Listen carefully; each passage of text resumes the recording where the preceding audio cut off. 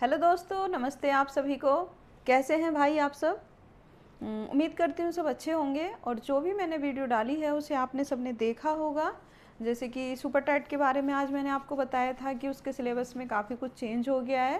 तो चलिए देरी ना करते हुए हम अपने इस टाइम हमें अपनी क्लास करनी होती है जो जीके से और हिस्ट्री से रिलेटिव है। तो चलिए, आज का टॉपिक है हमारा जैन धर्म। आज हम किसके बारे में बात करेंगे? जैन धर्म के बारे में। देखिएगा, आपका मेरे पास एक मैसेज आया था। वो बोल रहे थे कि दिखाई कम दे रहा है। तो आज हमने थोड़ा सा चेंज किया है, तो बताना आपको आज सही दिख रहा है या नहीं दिख रहा है। ठीक है, और आप हमें सपोर्ट कर रहे हैं उसके लिए बहुत बहुत धन्यवाद। आप हमसे जुड़े हुए हैं और जुड़े ही रहिए। उम्मीद करते हैं कि आपको हमारी वीडियो अच्छी लग रही होंगी। हमारी तरफ से जो दी जा रही जानकारी है वो आपको पसंद आ रही होगी।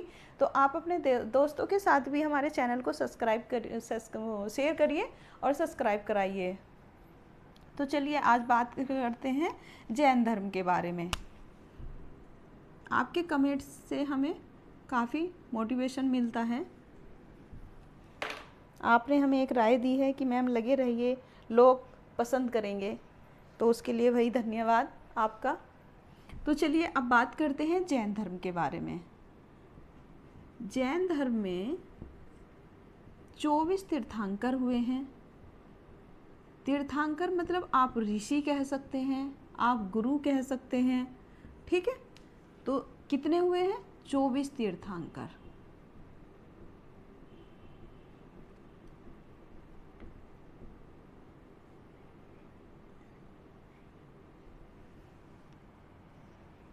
यहां दिख रहा है 24 तीर्थंकर हुए हैं।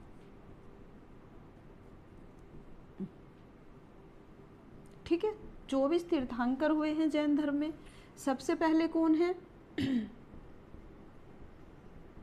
ऋषभ देव। ठीक, कौन है? ऋषभ देव है। सबसे पहले तीर्थंकर कौन है? ऋषभ देव है, और इन्हें ही आप संस्थापक भी कह सकते हैं। अब बात आती है कि जैन धर्म के संस्थापक कौन है? ऋषभ देव हैं, यानी कि हमने यहाँ फर्स्ट डाल दिया है। अगर कोई पूछता है कि सबसे पहले तीर्थंकर या गुरु या ऋषि कौन है जैन धर्म के, तो ऋषभ देव है। या क्वेश्चन पूछता है जैन धर्म के संस्थापक कौन है?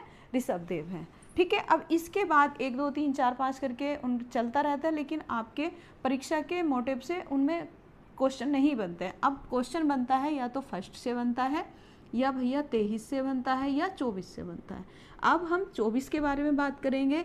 जो जैन धर्म है उसके 24, यहाँ हमने लिख दिया फर्स्ट तीर्थंकर। ठीक है, ये हमने ऐसे डाल दिया। अब हम लिखते हैं 23 के बारे में, 23वें। ठीक, 23वें के बारे में करते हैं। ये कौन थे? ये थे पार्श्वनाथ। कौन थे? पार्श्वनाथ। पार्श्वनाथ। इन्होंने 30 वर्ष की अवस्था में ही संन्यास ग्रहण कर लिया था।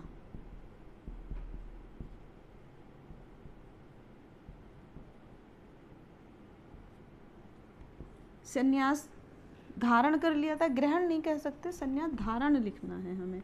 संन्यास धारण कर लिया था। ठीक है, उम्मीद करती हूँ कि आज आपको काफ़ी अच्छा दिख रहा होगा। ये 23वें के बारे में बात हुई। अब बात होती, अच्छा 24वें से चलने से पहले हम बताते हैं इन्होंने 4 शिक्षाएं दी थी। जब इनको ज्ञान की प्राप्ति हुई तो इन्होंने 4 शिक्षाएं दी। कौन कौन सी?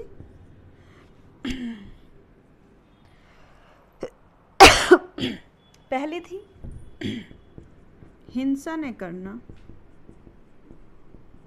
नंबर 2, चोरी न करना।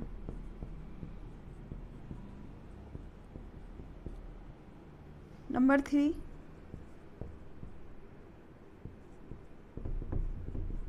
संपत्ति न रखना।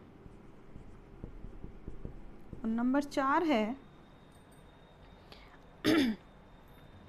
सदा सत्य बोलना।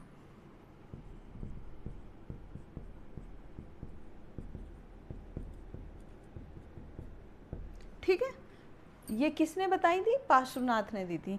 पार्श्वनाथ ने क्या बताया था? 4 शिक्षाएं दी थी, पार्श्वनाथ की दी हुई शिक्षा।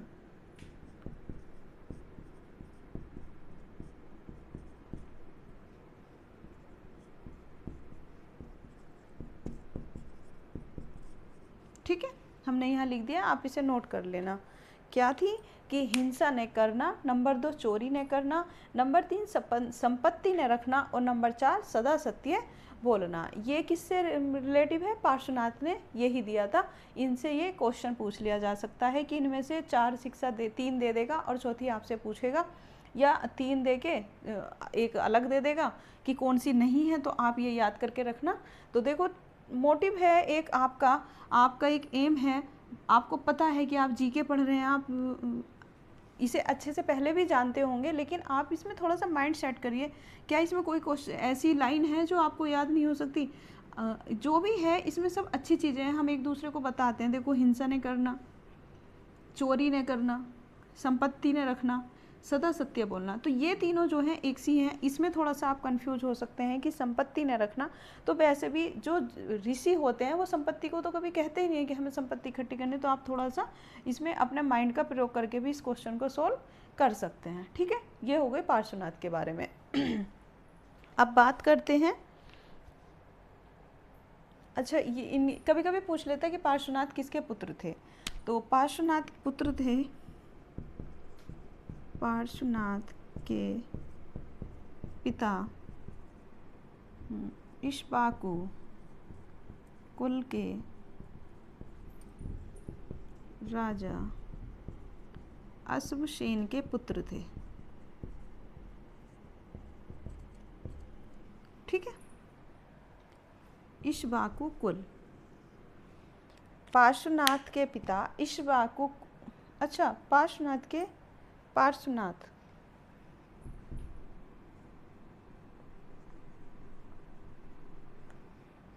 पार्श्वनाथ इक्ष्वाकु कुल के राजा अश्वसेन के पुत्र थे। हम यहाँ क्वेश्चन बना रहे थे, तो फिर हमने ये इसी तरह लिख दिया है। ठीक है, आप इसे नोट करिएगा। सिर्फ पार्श्वनाथ से इतना ही क्वेश्चन पूछता है, इससे एक्स्ट्रा नहीं पूछता है। अब चलते हैं हम नेक्स्ट आता है महावीर स्वामी।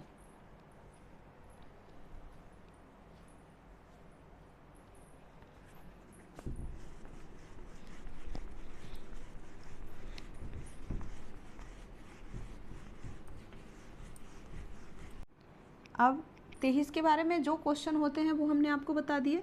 अब आते हैं 24वें तीर्थंकर।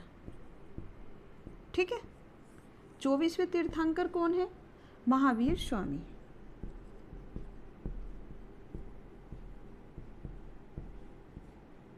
महावीर स्वामी, ठीक है। महावीर स्वामी के पिता का नाम, पिता, माता, पत्नी, ठीक, और पुत्री।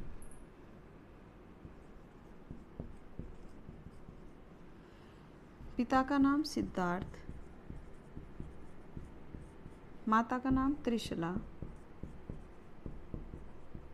और पत्नी का नाम यशोदा।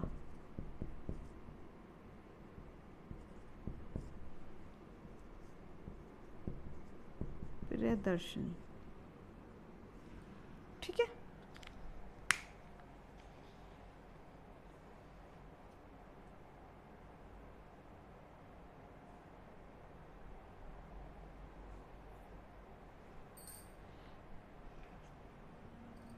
अच्छा,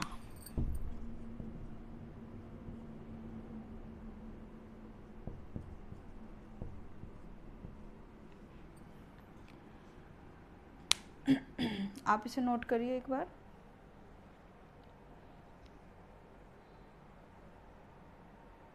और इनके जो पिता थे ये ज्ञात्रक कुल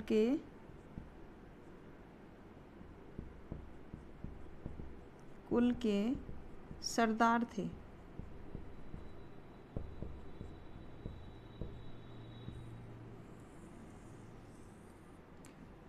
जो महावीर के पिताजी थे वो सिद्धार्थ, उनका नाम क्या था? सिद्धार्थ था, और ये ज्ञातक कुल के सरदार थे। ठीक है, और जो इनकी माता हैं त्रिशला, ये लिच्छवी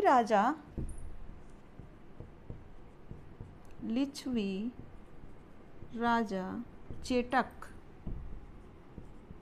देखिएगा चेतक ना समझिएगा, चेटक है ये, चेटक की बहन थी। ठीक है, नोट करिए आप इसको।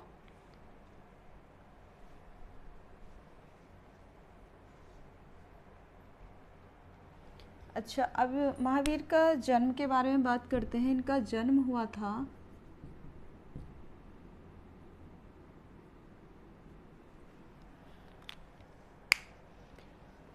महावीर स्वामी, ये हम इन्हें रफ कर देते हैं ताकि आप कंफ्यूज ना हो। सिर्फ हम महावीर स्वामी के बारे में बात करेंगे तो आपको कोई कंफ्यूजन ही नहीं रहेगी।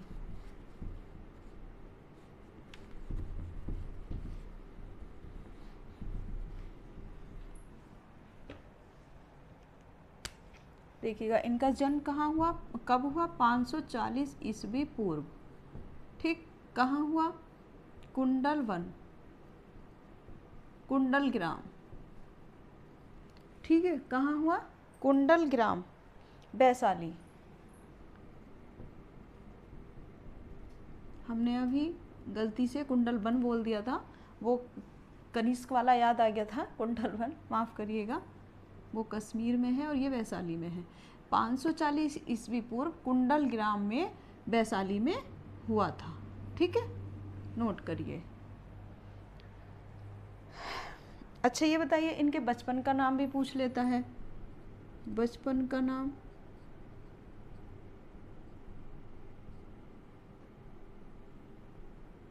इनके बचपन का नाम क्या था?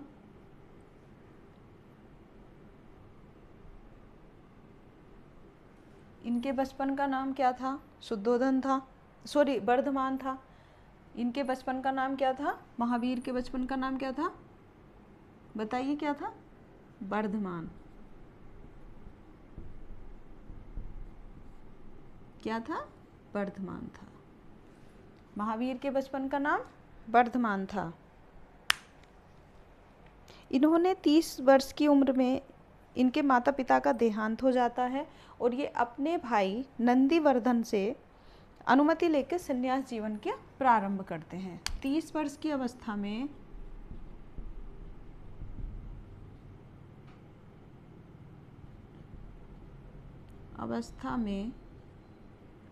माता पिता का देहांत के बाद अपने भाई नंदीवर्धन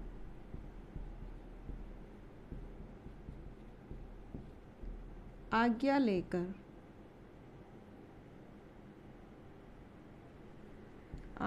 लेकर संन्यास ग्रहण किया, या आप कह सकते हैं घर त्याग दिया। ठीक है, इसमें क्वेश्चन पूछ लेता है कि कितनी वर्ष में उन्होंने घर त्यागा। 30 वर्ष की अवस्था में उन्होंने संन्यास ग्रहण किया। उनके माता पिता का देहांत कब हुआ? उनकी 30 वर्ष की अवस्था में हुआ। अगर सन दे के पूछता है तो आप यहाँ उसे प्लस माइनस कर सकते हैं। ठीक है, और कितने साल की तपस्या करने के बाद इन्हें ज्ञान की प्राप्ति होती है? 12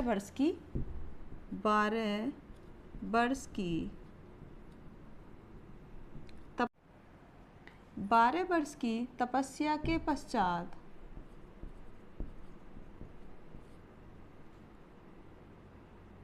ज्ञान की प्राप्ति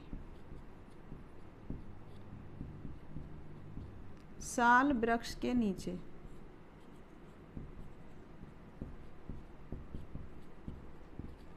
हुई। देखिए भाई दोस्तों, आज कुछ टेक्निकल प्रॉब्लम आ रही है जिस वजह से हमारी वीडियो बार बार रुक जा रही है, तो आज हम क्लास को यहीं रोकना पड़ेगा हमें, मजबूरी बस। तो आप हमें सपोर्ट करिएगा, हमारे चैनल को सब्सक्राइब करिए, लाइक कीजिए, अपने दोस्तों के साथ शेयर कीजिएगा। मिलते हैं नेक्स्ट वीडियो में, बने रहिए हमारे साथ, तब तक के लिए धन्यवाद।